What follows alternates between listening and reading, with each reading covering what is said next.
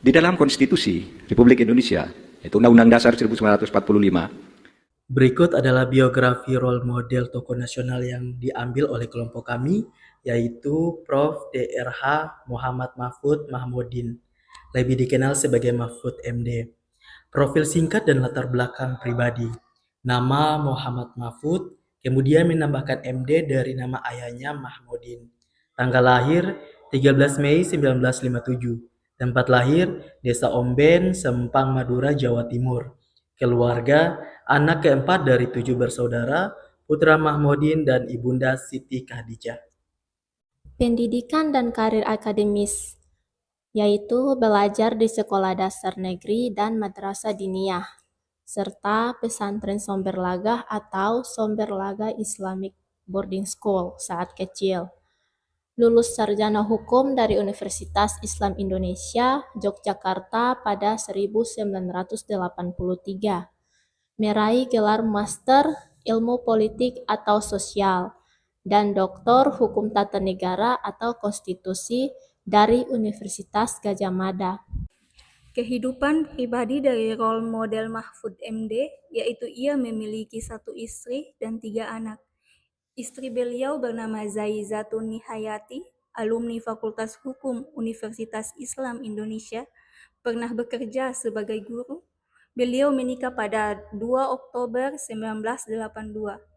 Memiliki 3 anak, yaitu Muhammad Ikhwan Zain, Vina Amalia, dan Royhan Akbar. Selanjutnya, karir politik dan birokrasi. Tahun 2000 sampai 2001, Mahfud MD pernah menjadi Menteri Pertahanan dan Menteri Kehakiman dan HAM. Pada tahun 2004 sampai 2008, beliau pernah menjabat sebagai anggota DPR RI dan Wakil Ketua Badan Legislatif DPR. Tahun 2008 sampai 2013, Mahfud MD pernah menjadi Hakim Konstitusi dan Ketua Mahkamah Konstitusi. Dan terakhir, tahun 2019 sampai 2024, beliau pernah menjabat sebagai Menko Polhukam dan memimpin Kementerian Dalam Negeri dan Kementerian PAN-RB. Bapak Mahfud MD dapat dipandang sebagai tokoh yang mencerminkan nilai-nilai berakhlak ASN. Adapun beberapa alasan yang sering dijadikan dasar, yaitu pertama, berorientasi pelayanan. Ketika menjabat Ketua Mahkamah Konstitusi dari 2008 sampai 2013, Bapak Mahfud dikenal tegas menjaga marwah konstitusi dan sering menekankan bahwa hukum harus berpihak pada rakyat. Dan kedua, akuntabel. Dalam banyak forum, ia menekankan transparansi hukum dan pemerintahan. Sebagai Menko Polhukam, ia berani mengungkap kasus-kasus sensitif, misalnya korupsi, mafia hukum, hingga kasus besar seperti Kanjuruhan. Nilai berakhlak yang ketiga yaitu kompeten. Latar belakangnya sebagai guru besar hukum tata negara dengan pengalaman panjang di legislatif, eksekutif, yudikatif, menunjukkan kapasitas akademis dan praktis yang mumpuni. Nilai berakhlak keempat yaitu harmonis.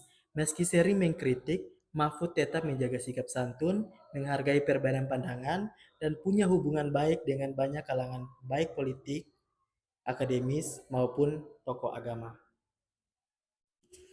Nilai yang kelima adalah loyal. Ia menunjukkan loyalitas pada konstitusi dan negara, bukan pada kepentingan golongan tertentu.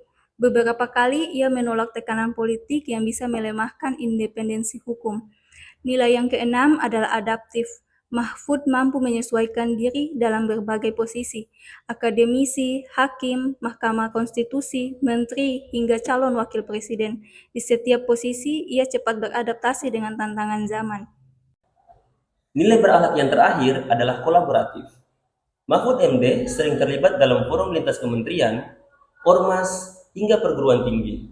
Salah satu contohnya adalah saat memimpin tim gabungan independen pencari fakta pada tragedi Kanjuruhan, di mana beliau mampu merangkul banyak pihak untuk mencari solusi. Jadi, bisa dikatakan bahwa Mahfud MD adalah tokoh nasional yang cukup merepresentasikan nilai berakhlak, terutama dalam hal akuntabilitas, loyalitas pada konstitusi, dan kompetensi di bidang hukum.